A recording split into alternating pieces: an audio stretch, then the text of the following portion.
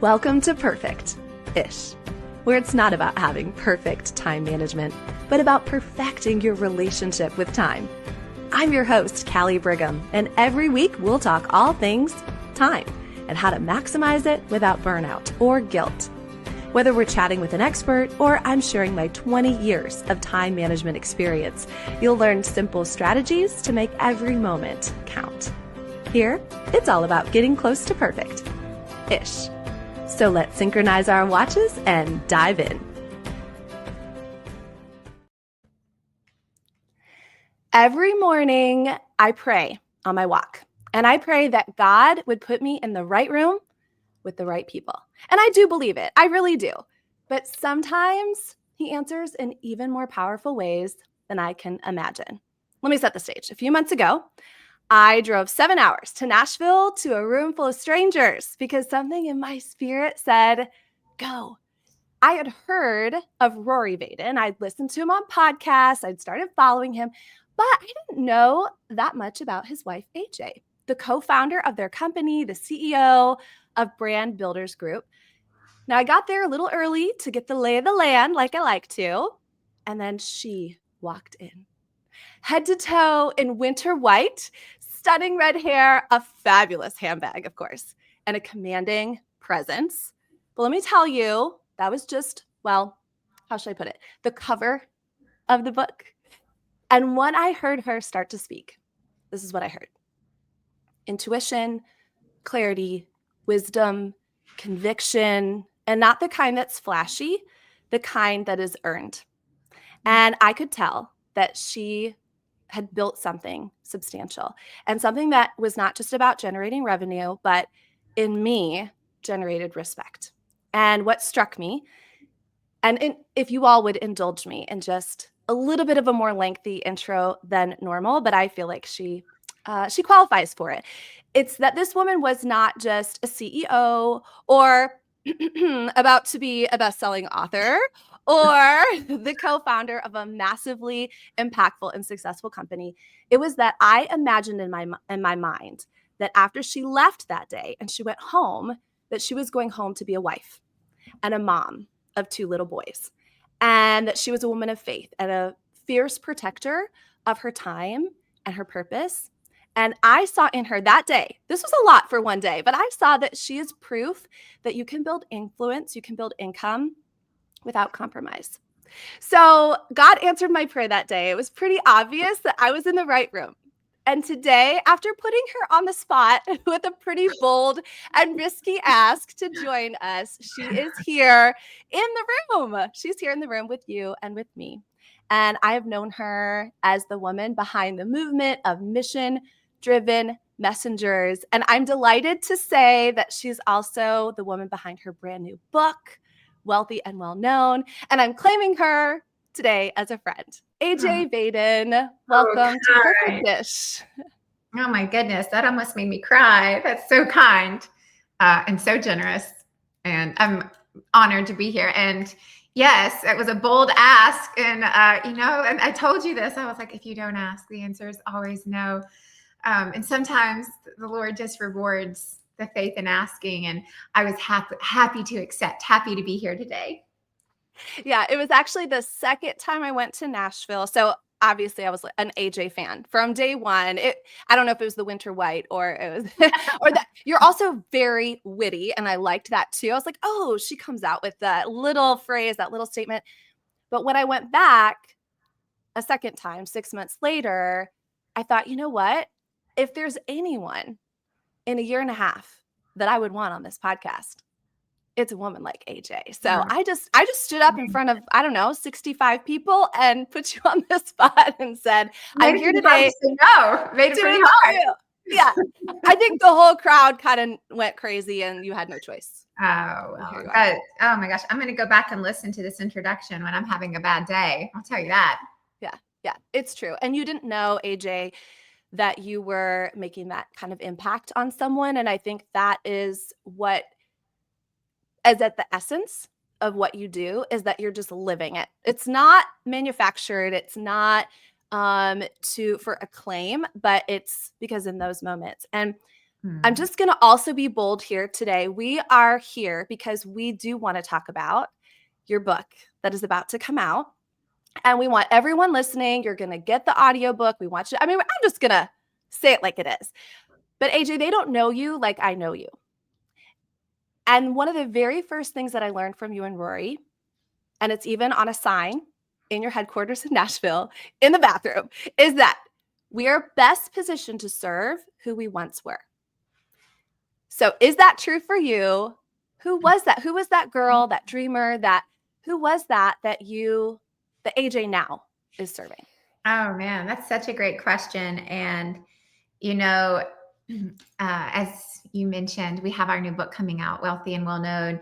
And in chapter 3, I tell a first time story that I've never shared publicly before. And there's no good reason why. I have had plenty of opportunities to share this particular story. It's an event in my life. Um, but I never felt clear on what was the purpose of sharing that story until this book. And a lot of the story of that book really explains the person I once was, who is the person who I personally, not as a company, but me personally, AJ Vaden feels called to serve. And it's the person who feels invisible, who feels unseen, in spite of all of their worldly efforts. They feel like they have to earn their worth. And so they work really hard and they put everything they have into what they do. They are the typical overachiever, overdoer, overcommitter. And that was me. I was the person who had to prove myself. I had to prove my worth. I had to earn my keep. And I would do it at all costs, right? Personal friendships, personal relationships, birthdays, anniversaries, weddings, graduations, all in the sake of work for personal pride, ego, and glory. And that used to be really hard to admit. And the truth is that's who I was for a really long time. I put success above all else. Ambition, money, title, like that's what I was after. I was caught up in a culture of performance. I was the epitome of hustle culture. We actually used to give out, and I would work hard to get the acclaim of 60, 80-hour work weeks. It was a pride point that I worked all weekend long. And I didn't even see how crazy that was in the moment. Like I couldn't even see it. And yet one day it all fell away. And I looked around and I had nothing. I had no friends, right? Because they were all tied up in my work. I had no more income, right? It went to zero overnight. There were all these things that I had put my entire life into.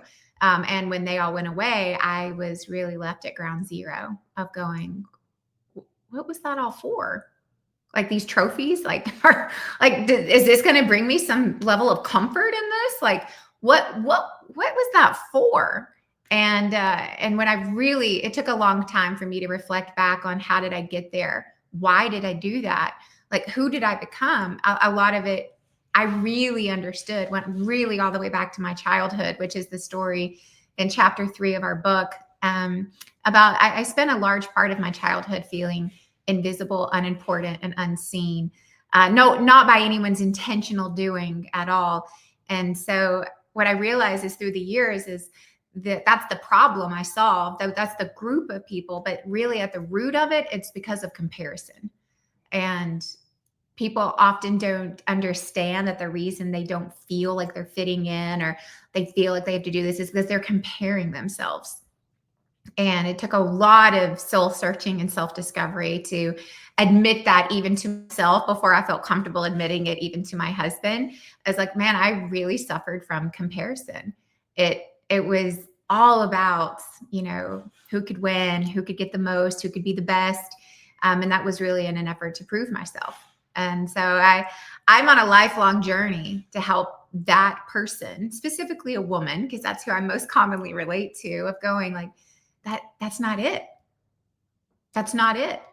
And that is the heart and the essence too of the book, Wealthy and Well Known. And the well-known part of it is the part that I really talk about in the book, which is to know in this moment right now that you are already well known by your creator, and that you are perfectly loved and all of your imperfections right as you are.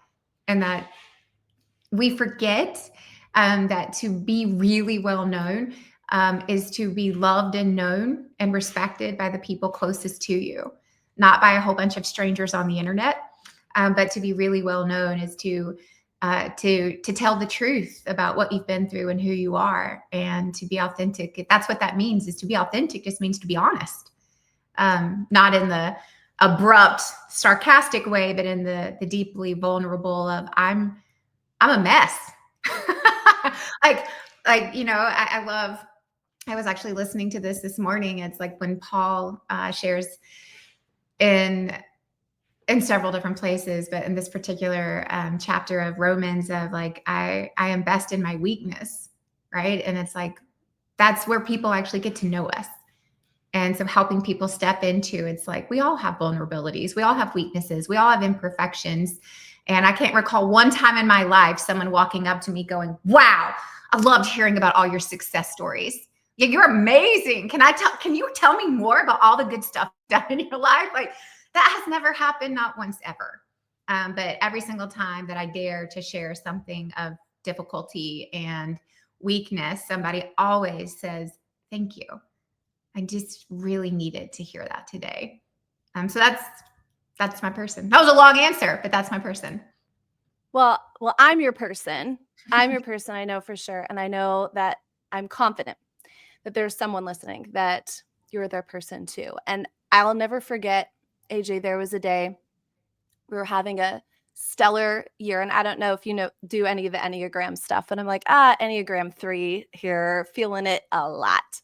But there was a day we were, my team, we were doing phenomenally well. We're about halfway through the fiscal year.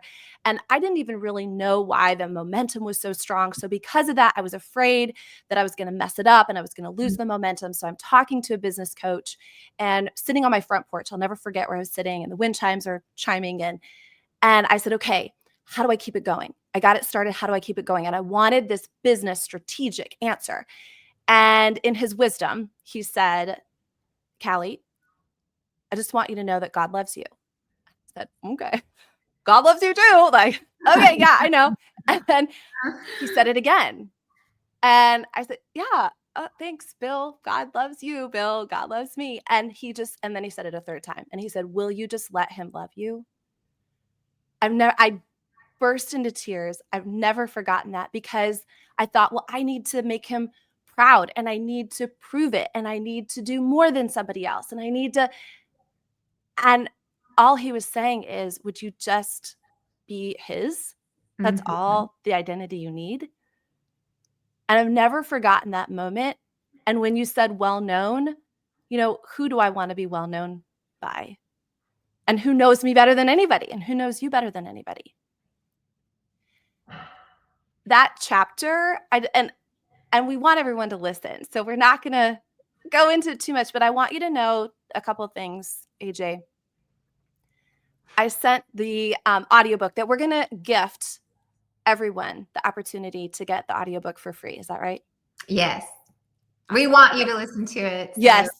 You get the audiobook for free. We hope you buy a copy too. Yes. Audiobook. You're going to want both. You're going to want both, because you're going to want to highlight. And I will say, this is the kind of book where there are amazing stories. It's a great read, but it is a playbook as well. So you are going to want a physical copy, because you're going to want to write and take notes. But I sent it to my friends, some of my friends, and because I got an early copy of it, sent it out. And all I said in that was chapter 3. I said chapter 3 and then a bunch of emojis. And AJ, I was listening in my car, and there were tears in my car. There were nods in my car. And there was one point that I literally had to put my hand over my heart, because I could just feel it. I could feel what you were sharing in that. And what I believe is true is that so many times we're positioned to serve somebody because we've been through pain. And we can either try to ignore the pain, or put a wall up for the pain, or be a victim to the pain, or we can build a platform or a bridge. And that's what you've done in doing that. So let's talk a little bit further. I was taking a look at some of your titles. Here we are. We're talking about identity, right? And some of your titles of mom, of course, wife, CEO, believer, eternal optimist. I love that one. And now author. When you do have those titles, you do have those hats, you do have all of these responsibilities. How do you do it? How are you currently doing this? Is there one that's harder to juggle? Because we're about to launch your brand new book. There's a lot going on. How do you do that with all of those things? Oh man. I wish I had some like, oh, here's how you do all the things in a checklist. And Oh, that's, good. I'm glad you don't have that, because then we'd all feel bad. but This is why it's called perfect-ish. Yeah, there's the that's ish part. not reality, and that's not life. And that's also not honest whatsoever. But here's one of the things that happens when my husband and I were business partners before we fell in love and got married. And we had this first business. And then in May 2018, I got notoriously fired from that business. And if you want to know why, you have to read the book. So I'm not going to tell you. But there was a really big moment of opportunity for us. And that moment of opportunity was to change the way we did our life. And we definitely knew how to work hard, how to give it all we got, right? Every hour of every day, every minute of the hour, every second of the minute. Like, we knew how to do that. And what we really felt like God was saying is, that's not the way. That's not the way. And one of the things that I have really held on to, and I don't even remember where I first heard it, but there's this saying that work like only you can and pray like only He can. And one of the things that we really felt like God was saying is, let me fill in the gaps. And I didn't really know how to do that because I'm a doer. I'm an achiever, right? I'm a fixer. It's like I have a really hard time even now being still or resting. Like, there's something innately ingrained in me from years and years and years of conditioning where it's really hard for me. And so that was a real struggle. But what we committed to is 9 to 5, Lord. We'll give you everything we've got from 9 to 5. And after that, grow it the way you want, grow it at the speed you want, grow it as big as you want. But you have to do the rest. And we put some really strict parameters for our sanity, our marriage, our children, our personal lives, our spiritual lives. And we said, we see that the way that we did it, yes, that can bring success, but at what cost? At what cost? And what it didn't leave room for was to give God the glory. Because in all the striving and all the working and all the hours, we took all the credit. And honestly, it's like, publicly, did we say like, praise God? Of course we did. I've been a believer since I was born. I was raised in a super Christian family home with a mother full of faith and a dad who showed me generosity and giving. And I was really blessed in all that. I got to witness the miraculous hand of God at a really young age. And then when my mom died in my teens, I was really angry. And I left the faith for, let's say, I didn't leave God, but I left my walk for a good 7 years, and had to find my way back, not really until my mid-30s. And during my 20s and my early 30s was these years of striving, of I'm going to muscle my way through it. I'm going to prove. And when it all fell apart and it all burned down literally overnight, I really, really, really felt like God was telling me, like, this is your Cortez moments. And if you guys have never heard the story of this Cortez, like when Cortez landed on these islands, and I need to get all the details. The details didn't matter to me. It was this concept of when his troops came off the boat, he set fire to the boats so they couldn't return. And it was like, we fight here and we win, or we fight till we die, but we're not going back. And this was a burning of the boats moment of like, there's no going back. And so what we have done is we have put parameters, we have put boundaries into what amount of time and space does the work fill our lives. And we're really blessed. We get to do something we really love. That, Billy Ray Cyrus, I heard him say this when I was in my 20s. He said, if you love what you do, it's not work. And it's like, and it can't be the only thing. I love what I do. And I often don't feel like it's work. And it can't be my idol. And so we had to put boundaries around things so they didn't become our idol, because that's what work was for us. It was our idol. And so the 9 to 5 policy. Now there are seasons when clearly there's some opportunity where like, well, we're in a season right now of like writing a book where the hours are longer from 9 to 5. But in everyday normal life, it's 9 to 5. And that is how we started this new business. And we have built the majority of this new business 9 to 5. And it's like, Lord, fill in the gaps. And now we can honestly say, he did this. There's no way we did this. He has to have the glory. We can't take any credit. We still don't know how this is growing. We still don't really know how this is all working. And sometimes I look at our systems and I'm go, wow, look how far we've come. And then I look at them and go, wow, I can't believe this is working. But that is business, that is life at any level, at any scale. And I think the most important thing for us is just going like, work can't be the idol. It can't. And my most important role in my earthly world is wife, and my husband comes first, and second is mother, and CEO comes much farther down the line. In fact, last night I was putting my 8-year-old to bed, and he's an old soul, and I was telling him about what we were doing this weekend. He goes, Mom, there's no way you're that kind. We get to do all of that this weekend. And I said, we do. And he goes, why are you so kind to us, Mom? And I said, buddy, I love being with you. You're my family. I love my family. Mommy and Daddy love spending time with you and Liam. And I looked at him and I said, you're my favorites. And he looks at me and he goes, what about Dad? Like, isn't Dad your favorite? And I said, oh, no, Dad's my first favorite. He goes, wait, what? First favorite? Why? And I went into this debate and he goes, wait, what? But you birthed me. I'm your child. Why am I not your favorite? And I said, oh, well, my husband is my favorite. Daddy comes first to Mommy. And we had this long talk about how I love you unconditionally. You are my son. I adore you. And Daddy first. And that is the role that we play in our family. It's marriage first. Happy marriage, happy family. And so we prioritize it. Again, hard lessons learned over almost 2 decades. But I think those are some of the things that we've really focused on. What are our priorities, and less of how do we make it all work. There's just some days it doesn't all work. On Fridays, we're done at 3:00 because we begin family date night at 3 p.m.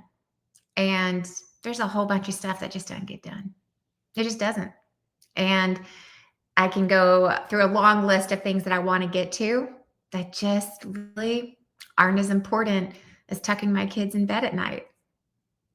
And I think that was more of like the opportunity we had in this level set, is not to figure out how to fit it all in. We don't do that anymore.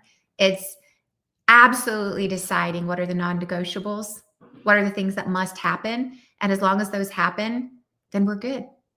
And all the other little things that we could cram in, they just become more and more insignificant the more that we focus on the significant. What a great opportunity that you had that did not feel like a great opportunity at the time for this reset. So many people, AJ, do not get that opportunity until maybe it feels too late, or there's the regret, or it's too ingrained to make those changes. And to be able to recognize that, as hard as it is, and I think that's one of the things that you're emphasizing, when you choose to prioritize and you choose to do these boundaries, it's not because it's easy. Because if it were easy, everyone would understand it. It's almost harder to protect this piece and to protect these things, especially when you're wired the other way. But I had a guest on not too long ago, and I love how she said that boundaries are not to keep things out. Mm-hmm. They're to protect the most important things and keep those in. And how simple is that when you look at the faces of your favorites, right? That was a good conversation there, Mama. That was good to set up those boys for what that's going to look like for their future. But I thought that was so critical. And what that does is that I think allows us to embrace the idea as women instead of fight the idea of that, especially those of us that are really ambitious and wired that way. Yeah, and I think one of the things that you said a second ago is this concept of peace. And back to the title of our new book, Wealthy and Well Known. The well known piece is about identity, and specifically identity in Christ and knowing your creator. The wealthy part is redefining what is true wealth. And we redefine that peace is the new wealth. And the concept of having peace is, at the end of the day, what we're all ultimately striving for, even in the accolades and money. And if we think somehow like this level of security and this level of peace comes from all this, and we just know that it doesn't. And we know because we had to find out the hard way. And, and back to what you said, it's like, this isn't easy. And it's like, I don't want to make light of how unbelievably challenging when I got fired, my husband resigned 2 weeks later. We had 2 very large incomes go to zero overnight in the middle of starting this company. Then we got sued. Then I found out we were pregnant with our second child. Then our house got broken into, and all of the jewelry I inherited from my mother when she passed away was stolen. $80,000 of inherited jewelry. It continues on 3 months later. Our bills were so strapped. We had to sell our car to make payroll. And that wasn't that long ago. That was 7 years ago. So it's like, these are not decisions that came because, we had this great epiphany. These decisions were forced out of desperation and humility, and there is nowhere else to turn. Like, what do we do?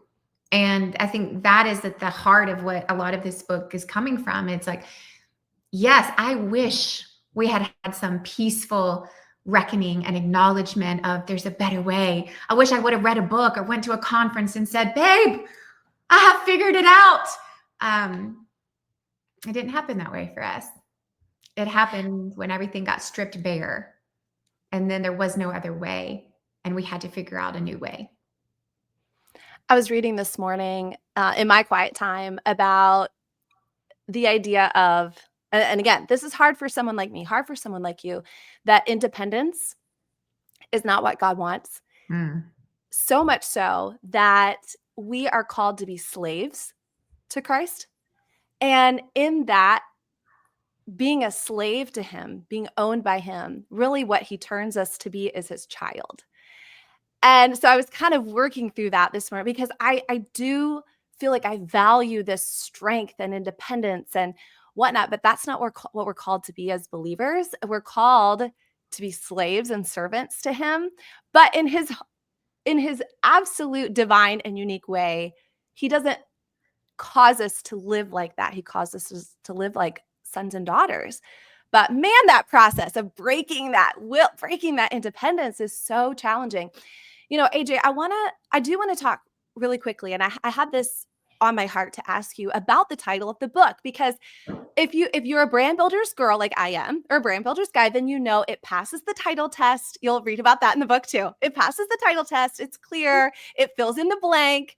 Okay, but when I was also sending this initial audiobook to a few of my closest friends, because I loved it so much and I love them and they just had to have it, I said, now, let me just say, the title is not what you think. They are kingdom builders. Because, a lot of my friends, I was like, I don't want you to just look at the title and think you know what this book is about. Mm-hmm. So I love how you have a little bit of a juxtaposition as to, obviously, for someone who's wanting to build their brand, build their organization, build their company, that's appealing. But let's be clear, AJ, it's not really about being what we would consider in the world wealthy and well-known, is it? No.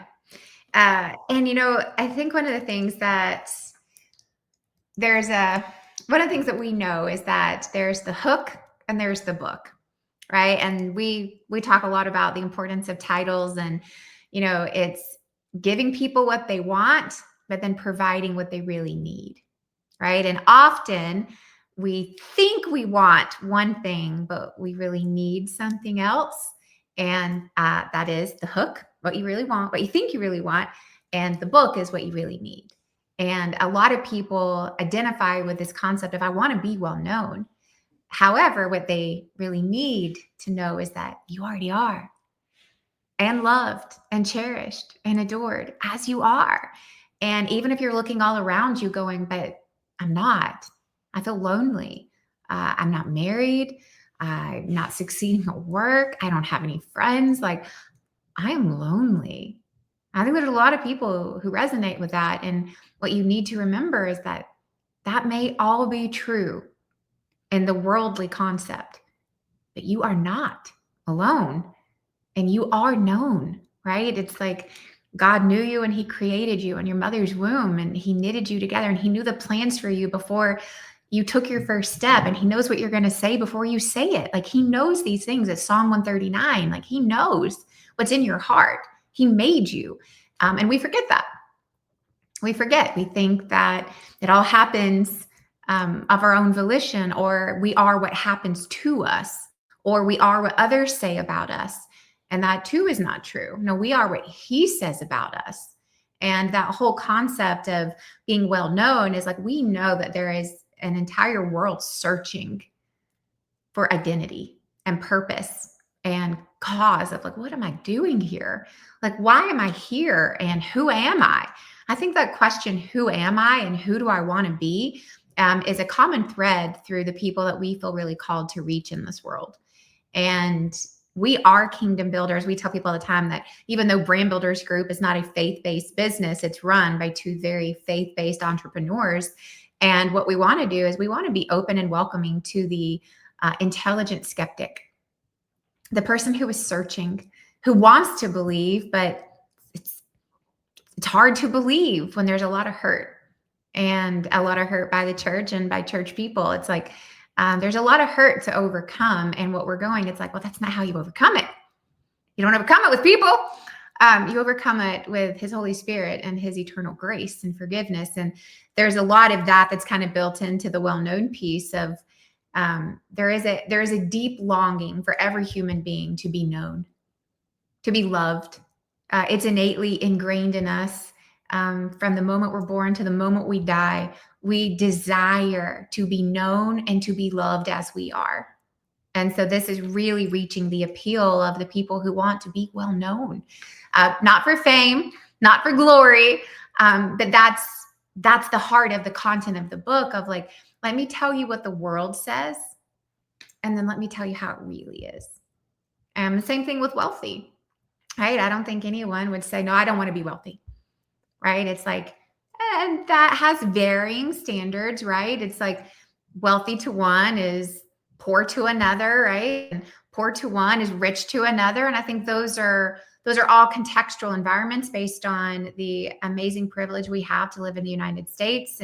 But even within the United States, the drastic differences of how much money people have and what's at their disposal. And what we're saying is, it's not about money. Wealth is not about money. I love this old saying that a wealthy man has 100 goals. An unhealthy man has one, which is to be healthy, right? And I think, again, this whole concept of what is wealth depends on what state of life you're in, not stage of life, what state of life you're in. One of our very close family members is in stage 4 colon cancer, and is undergoing chemo right now. And the only thing she wants is to be healthy and to get rid of this colostomy bag, right? It's like, that's it, right? That is wealth to her, is to restore her health, to be able to do the things with her family again. There's other people who I know that are billionaires, and they're just trying to figure out, what do I do with myself? What do I do with all this time I have?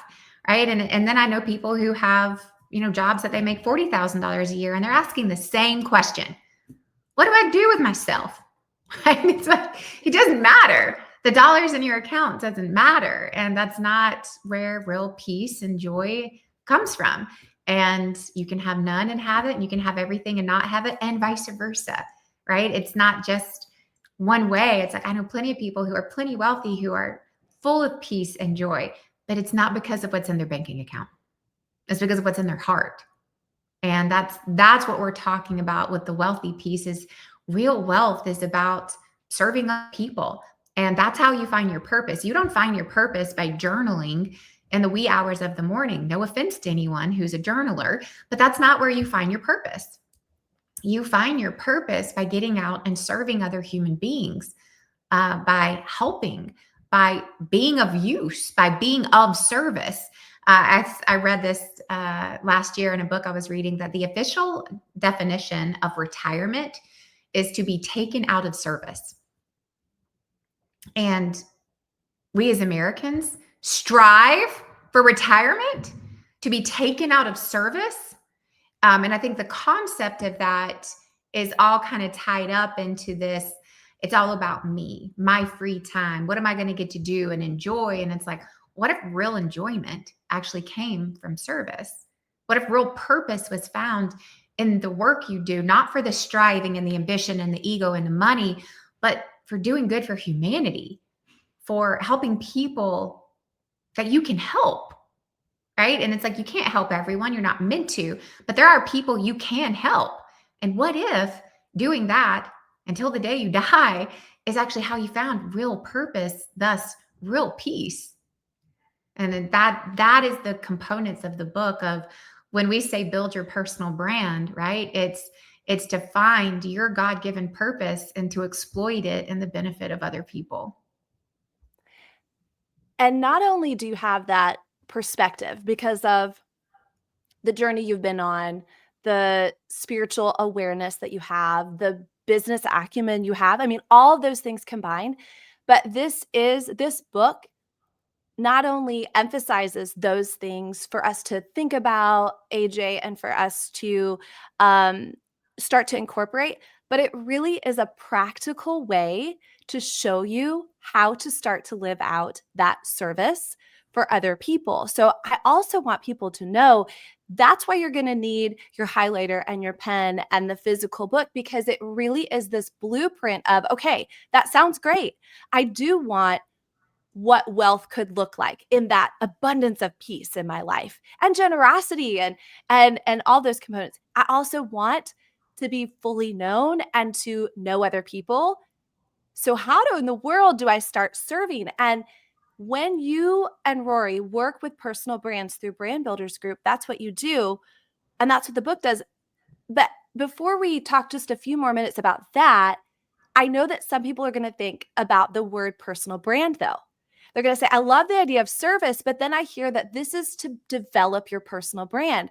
Well, what does that mean? Is that just for influencers or people with followings? Or do I have to have this unique idea? Or I work a job, I'm not trying to be famous. Tell us about who is that person and what is that personal brand that the service is lived through? Who's this book for? Yeah, I think that's really good. And, this whole concept of, do I need a personal brand, is really the wrong question. It's the realization that you already have one. The question is it the one you want? That's the question we should all be asking. And I think a lot of it is just realizing that personal branding is a new term, but it is not a new concept, right? Personal brand and reputation are synonymous. There's the art of personal branding, which is the process of formalizing and digitizing and monetizing your reputation, right? That is personal branding. It is the process of which you become known for the thing that you actually desire to be known for. And as a byproduct of that, as a byproduct of serving other people, you can make money. It can be an entire business. And I think that's really important. It's like, we are not against making money. Let me be clear. I think some of the best people in the world have the biggest ability to give generously, right? There is a really important concept of there is ministry and then there's the funding of ministry. One doesn't happen without the other. Let's be clear, right? You go all the way back to Old Testament, New Testament. There were patrons and patronages of patronesses, right? There is a process of all good works require funding, i.e., money, right? And that is not saying that is everyone's spiritual gifting and that's everyone's calling, but it is a necessity for the role of ministry in any regard, is to be able to fund it. So we are very much for making money and making sure that money never becomes your idol. I just want to clarify that. But the personal brand is literally what happens when you are actually known for the thing that you want to be known for.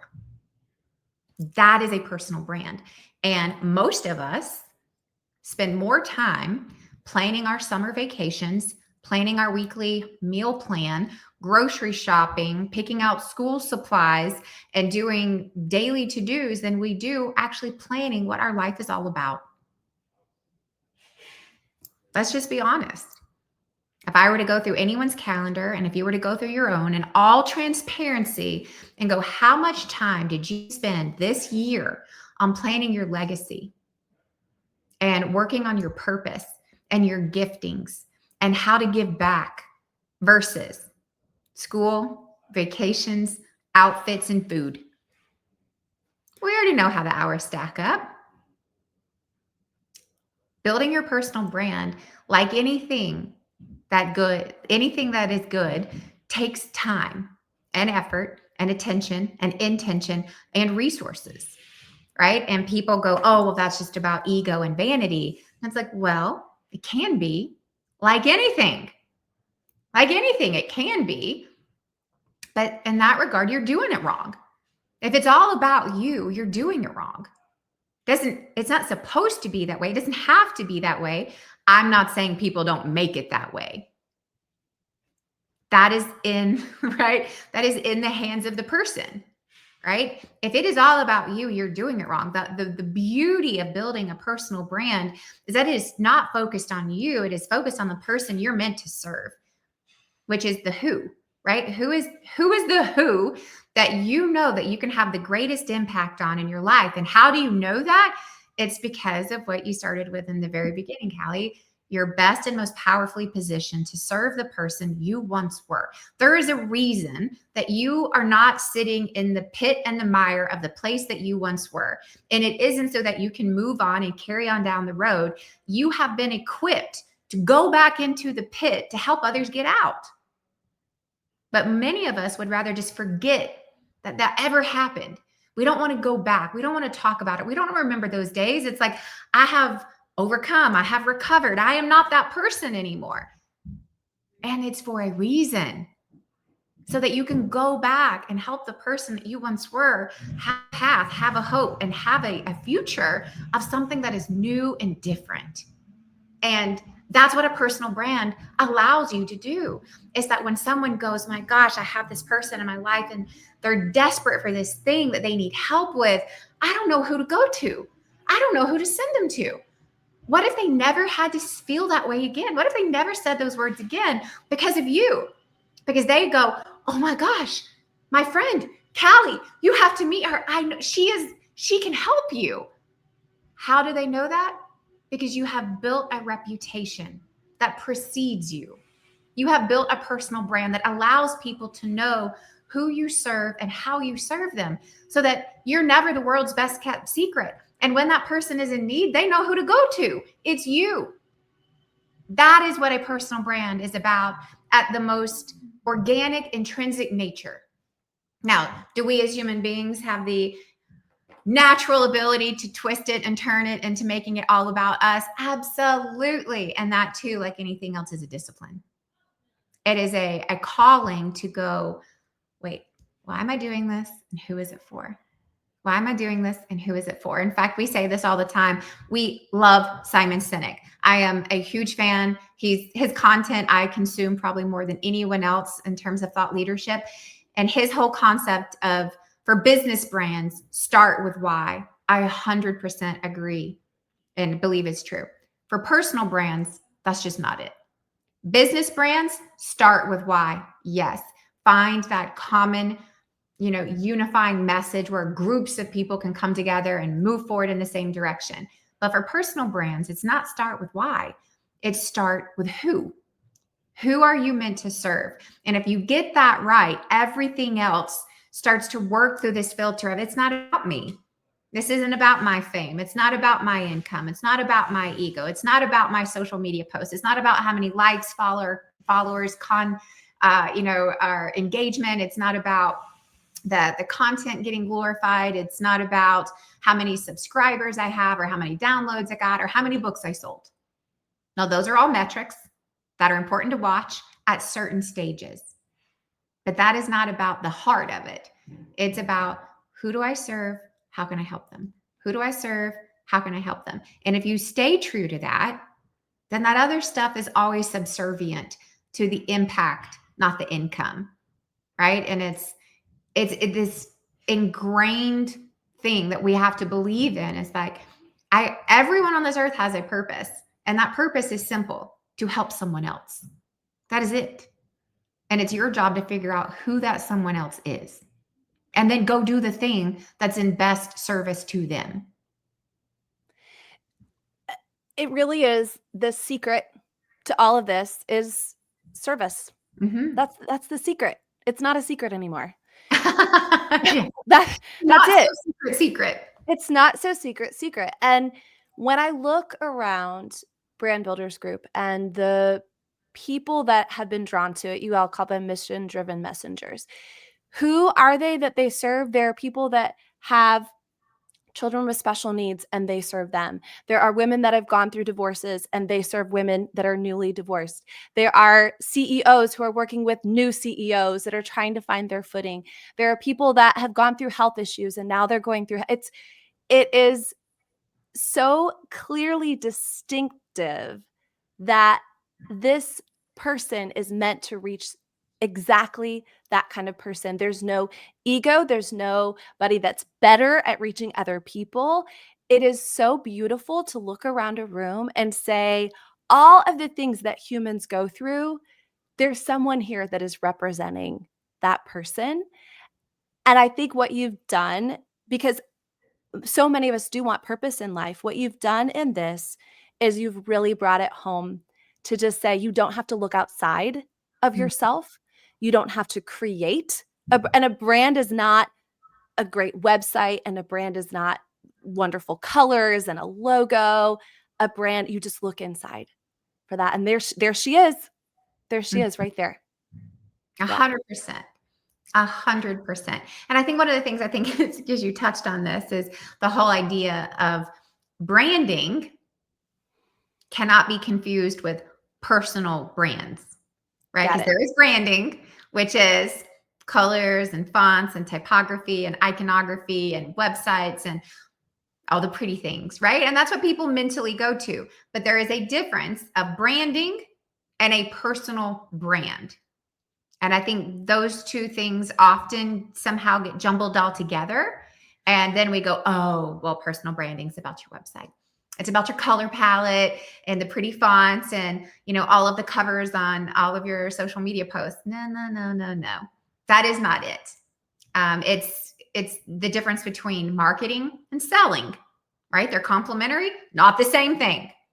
Branding and a personal brand, complementary, not the same thing. And we start with the personal brand, and that can literally start in this very moment. If this is a new concept for you, if you've never thought about this, or you never thought that it is you, it can literally start right now as you start to think, who is the person that I can serve? Because who have I been? Where have I come from? And so, AJ, we're going to give everyone the opportunity, which I love. Thank you so much for our audience, because they're going to be able to get the audiobook for free. Then, of course, you're going to want to order the book. What is your dream when, let's say, someone reads it cover to cover, listens to it cover to cover? They read the final page, they close the book. What is the very first thing, or what is the thing that you hope that they do? The action that you're like, oh, if you'll just do this after you read these pages, after you hear our stories, after you have the tools, do this thing. What is that thing? This is going to be probably an unexpected answer, but the very first thing that I hope they do is pray. Genuinely. I hope that they close the book and they say, God, thank you. I forgot that you were here. Or they say, God, thank you. This is the message I needed to hear. This is the book I needed to read. Or God, thank you. I have clarity on my next step. Or they say, God, thank you. This is the answer I've been looking for. Or God, thank you. I know how to move forward. But I hope they pray. Maybe for the first time, maybe for the first time in a long time, or maybe just for the first time that day. But I hope that they finish that book and they go, God, thank you. Well, there's not a lot to say after that one, is there? Except for to say, at the beginning, let's go back to the very beginning of our conversation. And we can't emphasize enough chapter 3. Okay, you guys, now don't skip chapters 1 and 2, and then don't, but it's going to be a treat. You'll do chapters 1 and 2, and you'll get to the treat. It's a hard chapter, but it's a great chapter. And what you were talking about is, at the end of the day, people want to feel loved. But they want to feel seen. And I want to thank you and Rory for seeing me. If you remember, at the end of our last time together in Nashville, I got a little teary-eyed as I was thanking you both as I was getting ready to head home. And I said that for so much of my life, my name has been Callie Brigham, comma, and then all these things, right? Titles, achievements. And I said, I walked into the room with you all for 2 days, and I didn't need a comma after my name. And I could just be me. And I didn't have to show up any certain kind of way. And you all saw me for that. And I just want to publicly say thank you for seeing me, AJ, because you live out what you say that you're about. You really do. Oh, So thank well, you. thank you for that. And I hope everyone can start to feel that way. And I think that people can really only start to feel that way when they do the deep work for themselves. And kudos to you for doing the work, right? Those things don't happen if you don't show up, right? You drove 7 hours and then did it again, left your work, left your family, and you did the work. And that's a good reminder to all of us. It requires work and sacrifice and time and commitment. And that's what makes it worth it. The best things in life come after the struggle, they come after the work, right? It's like the feeling that you have after an unbelievably hard season that you made it out of, or an unbelievably hard physical thing that you survived. Like, I have so many friends who run marathons, and I'm like, the feeling you must have after finishing. And it's not because you finished, it's because you did something so hard. You did the work. But that's what happens when you do the work, is you change. And so kudos to you for doing the work.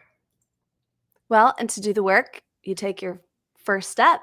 And we have a first step for everybody. So in the show notes and everywhere this week, because your book officially launches on July 1st. Yes. So exciting. But we have a little preview for everybody. So in the show notes, you can get your very own audio version, audio copy. And that's my jam, girl. I like both.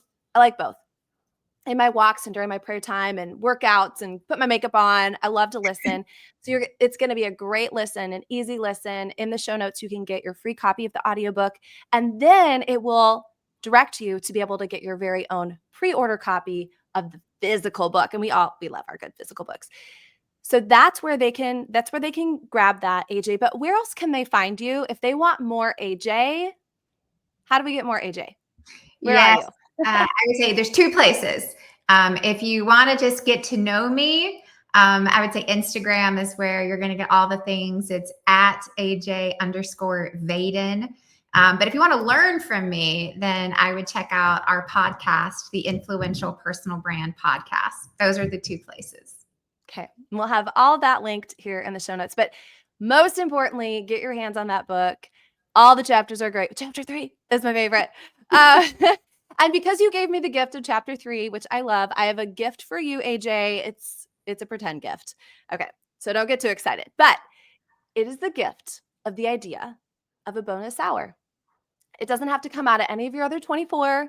It is AJ's hour. What would you do for that 60 minutes?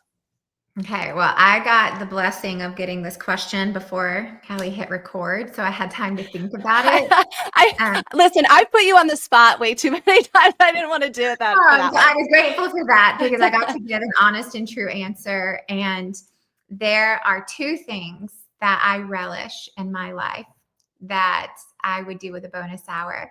Number one, I would make a hot latte with steamed oat milk. I would put it in my little to-go cup, and I would take myself on a nice long nature walk, and like a weirdo with my pedometer and weighted vest. These are the things. Hey, it's that stage of life, okay? If you're younger than us, you don't understand. These are the things that mean so much to me in my life, is taking a nice hot cup of coffee by myself with my weighted vest on and going out into nature where I can't see any buildings. I can't see any other humans, and it's just me and my weighted vest and my step counter on my shoe. And that's what I would do. If I had an extra hour, I would go step it out with my coffee and my weighted vest. Well, girl, then my prayer for you as a gift to yourself is that in the next week or two, even with the book launch, even with everything going on, that you would be able to find that hour, and that would feel sacred to you, and that would feel like a gift. From me to you. And from yourself to yourself too. I would love this gift. So I may have to make it happen. Yeah. I insist that you do. Well, AJ, thank you for this opportunity. And I, for one, I am going to need to replay this one myself. You have given us a masterclass in what it means to lead with purpose, to live with clarity, to build a brand, a personal brand, and a collective brand that matters in this world. And thank you for reminding us that personal branding is not just for influencers or people with a podcast and a ring light, and that you flipped this script for us today, that the stories that are represented by anyone listening matter, that your experience is valuable, and your reputation is where it's at. So AJ, I want everybody to grab their copy of Wealthy and Well-Known, grab your audiobook, grab the book, and we don't want you to be the world's best kept secret. We want everyone to know about you. So thank you for showing up fully and generously for us today. Thank you. This was awesome. Everyone, listen to the book and then tell everyone you know. Everybody. I promised AJ that we would sell, I don't know, did I say a number? But let's just say like millions. Millions. Books. Let's do that. Let's do that.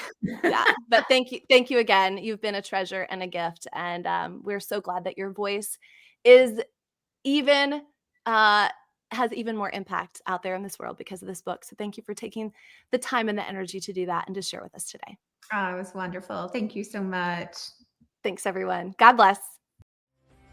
Thanks for tuning in to the Perfect-ish Time Management Podcast. Let's keep the fun going. Follow me on social and join our Facebook community. And if you're ready for some one-on-one time management coaching to reach the top of your game without burnout or guilt, I'd love to chat.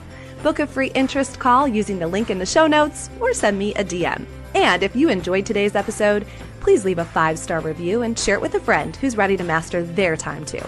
Remember, we're in this together, making real progress towards becoming perfect-ish.